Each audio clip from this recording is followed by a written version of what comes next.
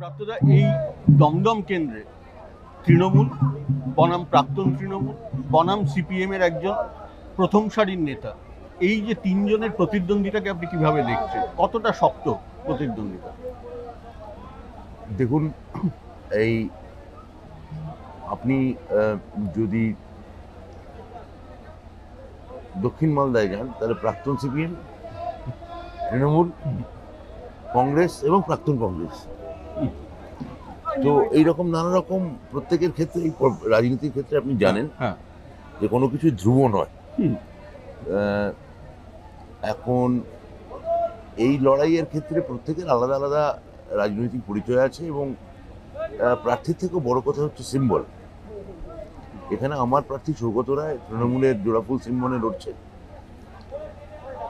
সেখানে আমরা জয়ের ব্যাপারে আশাবাদী নয়, আমরা জয়ের ব্যাপারে খুব নিশ্চিত। প্রাপ্তদা, আপনি এটা বললেন change is the only constant, তো তাহলে এখানে কি সেটা খাটে না? এখানে যে বারবার বারবার লোকের কি একটা ফেটিগ আসে না, বা চেঞ্জ চায় না? না, আমি বলছি যে সারা ভারতবর্ষ জুড়েই তো এরকম চেঞ্জ হচ্ছে।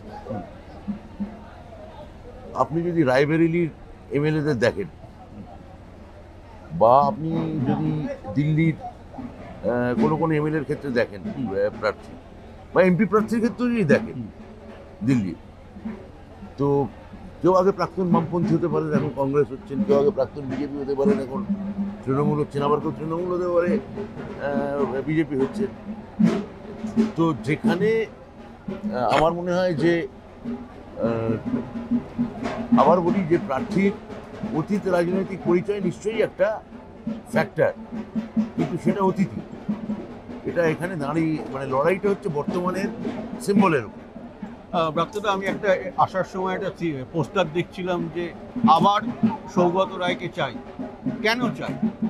কারণ সৌগতদা এখানে তিনবার, যে কারণে 9 সালের পরে 14 সালে মানুষ এখানে চাইলো, যে কারণে 14 সালের পরে 19 সালে এখানে চাইলো, আর 19 সালের পর 24 সালে সেই কারণেই চাইছে যে সৌগত রায় তার সমস্ত এমপি ল্যাড, যে সংসদীয় ক্ষেত্রের যে ব্যয় বরাদ্দ, সেটা সম্পূর্ণ করেছেন, সম্পূর্ণভাবে এমএলএদের সহযোগিতা করেছেন, কাউন্সিলরদের সহযোগিতা করেছেন।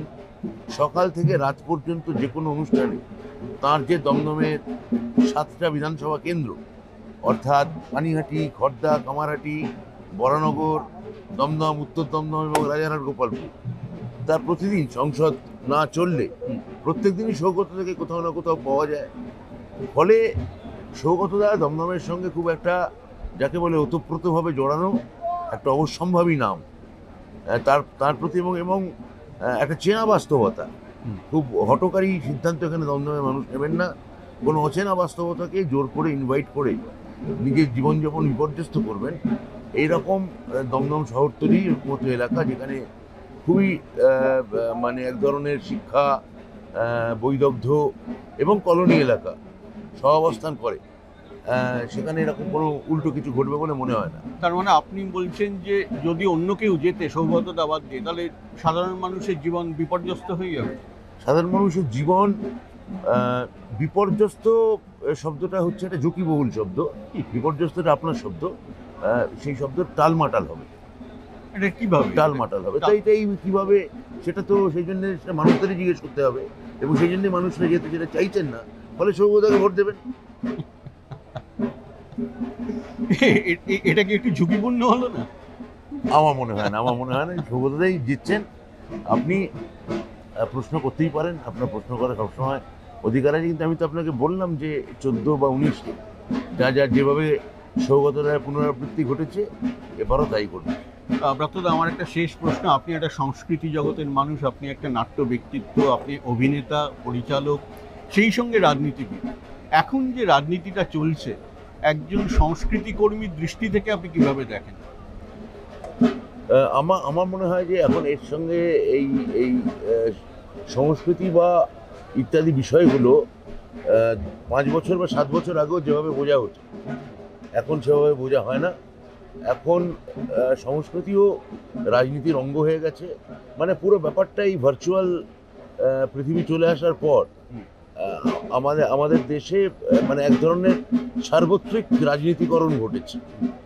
হ্যাঁ, মানে আমার মনে হয় যে এমনকি যে টেলিভিশন টক শোগুলোও ধরুন যখন হয় তখনও আসলে ওখানে বসে শাশুড়ি দেওর মানে সিরিয়ালেরই এক ধরনের পুনরাবৃত্তি হয় যে শাশুড়ির সঙ্গে হয়তো বৌমা ঝগড়া হচ্ছে বা যৌথ পরিবার কেন ভেঙে যাচ্ছে এই নিয়ে যে সিরিয়াল দৈনন্দিন সিরিয়ালগুলোর যে কন্টেন্ট সেটা প্রায় রাজনৈতিক টক শোগুলো গ্র্যাব করে নিয়েছে এবং মানে সমাজ এখন প্রধানত ঝগড়াকে- নানা রকম মিডিয়া দ্বারা চালিত এবং মানে রাজনীতিকরণই ঘটছে এই কারণে যে সংস্কৃতি নিয়ে কথা বলা বা অন্য কোনো বিষয় নিয়ে কথা বলা তার একটা চর্চা সাপেক্ষ সংস্কৃতি নিয়ে কথা একটা বই পড়তে হবে মিনিমাম, তার জন্য একটা সময় দিতে হবে, তার জন্য একটা ধ্যান লাগবে, বা একটা যদি কেউ যদি গান গাইতে যায় ক্লাসিক্যাল গান বা থিয়েটার করতে চায় তার জন্য একটা চর্চার অনুশীলনের প্রয়োজন আছে।